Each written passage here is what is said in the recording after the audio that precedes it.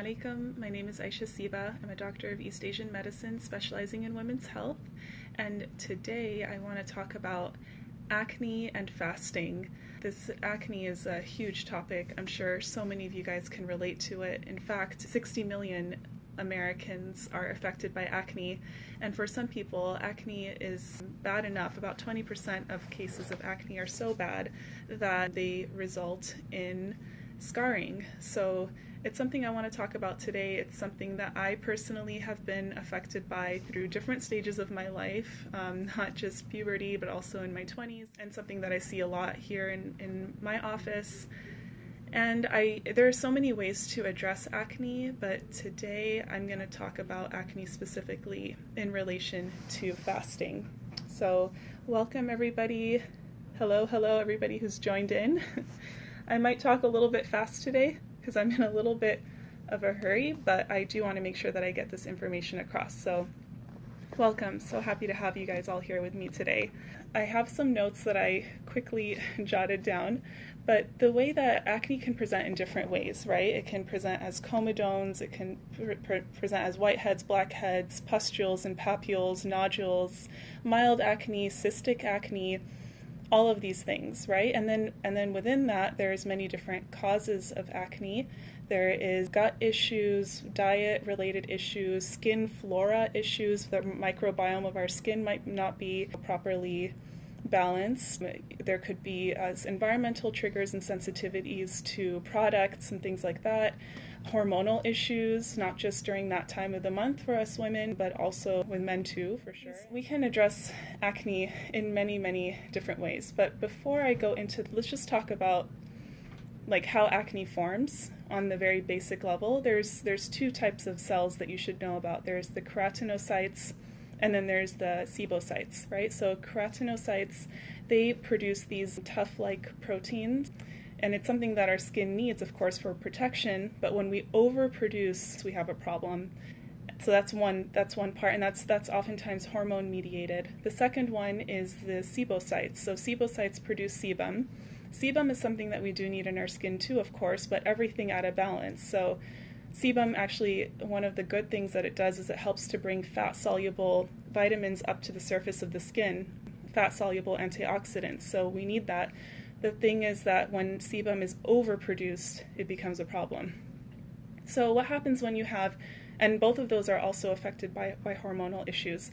So what happens when you have an increase in keratinocyte production and sebocyte production? You end up with a plugged follicle, a plugged pore, and an increase in bacterial activity. And when it's plugged, you're not getting much oxygen to the pore, and you have the perfect storm for a pimple to form. There's a whole bunch of different bacteria, commensal, meaning good bacteria that naturally inhabits our skin, but when you have an overproduction of certain ones, it's a problem. So one of them is P. acnes. We actually need that, but when it's overproduced, then we have a big issue. A big inflammatory response in the skin, and it just doesn't look too good. But your white blood cells go in and try to fight the matter, but you definitely see what's happening because it's like just so visible. So let's just talk about fasting. So anecdotally, and just from hearing people, some people might notice more of an outbreak when they first start fasting. And then some people start to notice as they go on with fasting, this is specifically Ramadan, or intermittent fasting if it's something that you do regularly, they notice that their skin starts to clear up and get better. And then some people might notice that no, there's no change at all, or it might get worse. So, and of course, it all depends on what we're eating, what we're breaking our fast on, and all of that. But let's say that somebody is eating a pretty good diet, and they just notice that the acne starts to flare up in the first few days of fasting and then gets better. That makes complete sense. So when you first start fasting, your body is going through a natural detoxification, and you might start purging, and one of the places that we purge could be our skin. So that's normal. You kind of just give it time and continue to eat a healthy diet for your your feeding window, the time that you're eating. You guys remember that first video I talked about how one of the wonderful benefits of fasting is that it helps to increase autophagy, Autophagy is our body's natural cleanup system.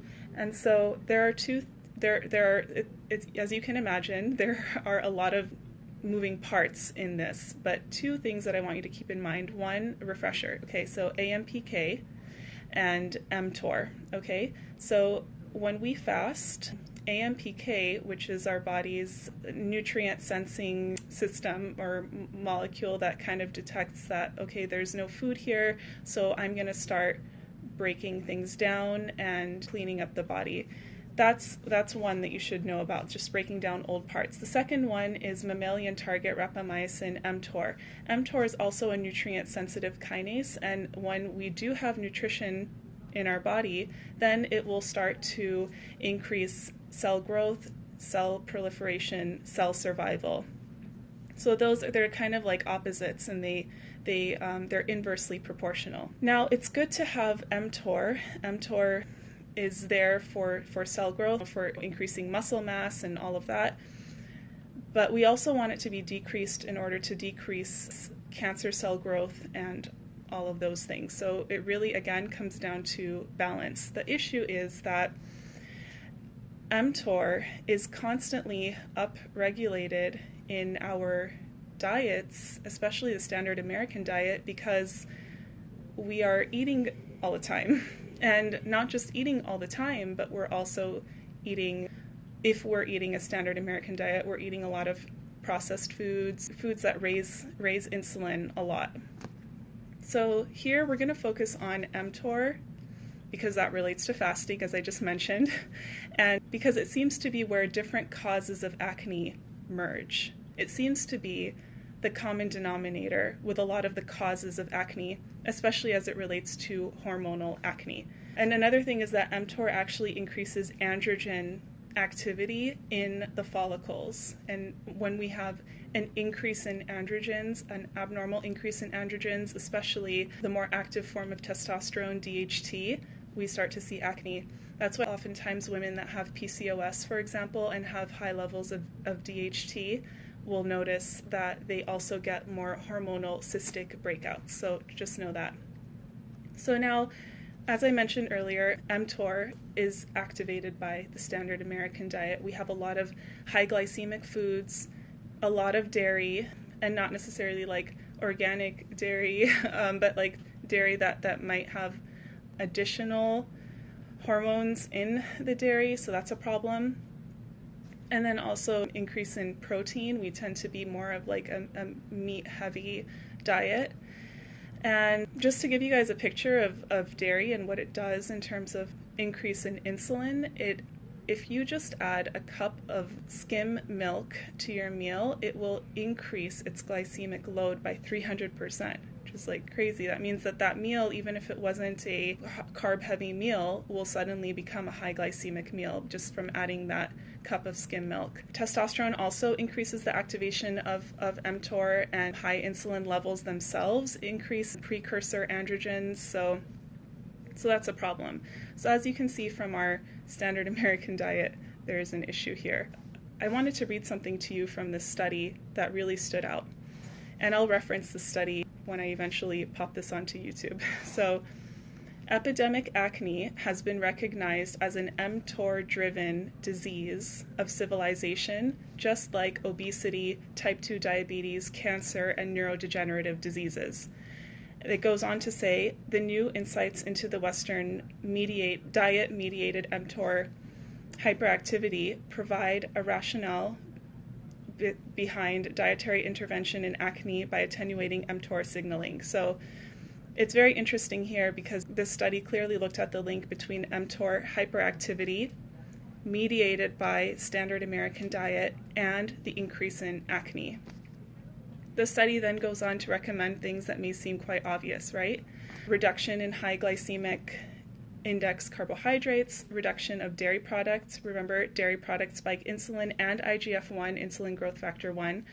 And dairy products are also high in leucine, and leucine is an amino acid that we see in the literature a lot that increases mTOR activity. And that's really good for bodybuilders and things like that, but not necessarily for us who are just, going about our day-to-day lives.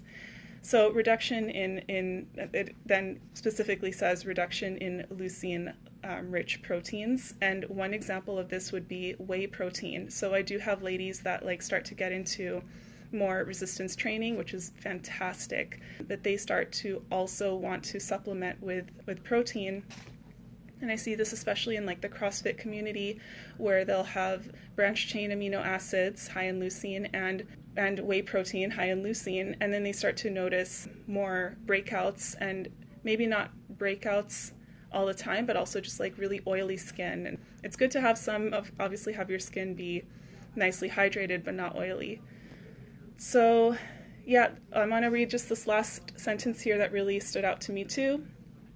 The dermatologist bears a tremendous responsibility for his or her young acne patients, who should be advised to modify their dietary habits in order to reduce activating mTOR stimulus, not only to improve acne, but to prevent the harmful and expensive march to other mTOR-related chronic diseases down the line. Powerful, right? Here's another study, it's a quick sentence I'm going to read to you. So, substantial evidence from translational research suggests that all anti-acne agents operate by a common mechanism, the attenuation of exaggerated mTOR signal transduction in the pilosebaceous follicle, so, in our skin. Interestingly, Accutane actually works by downregulating mTOR activity. Accutane is a really strong prescription medication with a slew of side effects, so I'm not necessarily recommending it here. I'm just saying that interestingly. Other things that actually downregulate mTOR activity is green tea, antioxidant in green tea. Other things are turmeric, cod liver oil by increasing omega-3 fatty acids, and vitamin A and D that are in cod liver oil. DIM from broccoli and cruciferous vegetables, they actually help to metabolize estrogen. And then extra virgin olive oil, all of these things suppress mTOR, which reduces excess sebum production. So in addition to fasting, where you are strongly decreasing mTOR activity, you can include these things in your diet when you are eating during your feeding window to further help with acne. So pretty cool stuff, right? So that's what I wanted to share just about fasting and how it can actually help with acne by going to that common denominator to what causes acne in so many people by decreasing mTOR activity. And again, it's all about a balance. I'm not saying mTOR is bad, or I'm never saying any of these things are bad. Insulin, IGF, leucine, glucose, all these things we need to like be thriving, living human beings. But what I'm trying to make a case for here is that some of these things are in overproduction and overdrive mode. And so one of the ways that it's presenting with us is acne, obesity, type 2 diabetes, neurodegenerative diseases, and all these things. And so what can we do to help to bring a balance back with all of this? Let me mention just some additional tips with acne. So since you're here and you probably are interested in acne, let's talk about just a few more things. So fasting, we know, helps, right? Another thing to keep in mind, I had an Instagram post about this a while ago, but this has to do with the balance of certain fatty acids that are in our skin. The more sebum that our skin produces, so when sebum is in overdrive, the less alpha-linoleic acid we find in our skin. So that's something that you might want to increase. Now, how do you do that? Number one, you want to make sure that your omega-3 to omega-6 fatty acid ratio is more balanced. In our diet, in our standard American diet, we have a lot of omega-6 fatty acids in our diet. Think of things like anything that's like processed or fried, so like canola oil and sunflower seed oil and corn oil and vegetable oil and all those things. That's pro-inflammatory oils that can disrupt the ratio. So you can take an omega-3 fatty acid, or you can eat seeds that might be high in ALAs, things like that. So eat your good quality wild caught fish if you eat fish. The other thing is you can apply oils that are high in linoleic acid on your skin. Some of these are like black seed oil, hazelnut seed oil, but some people react to hazelnut seed oil, so be careful. Camellia seed oil, which is green tea seed oil, argan oil, things like that. Evening primrose oil, grapeseed oil.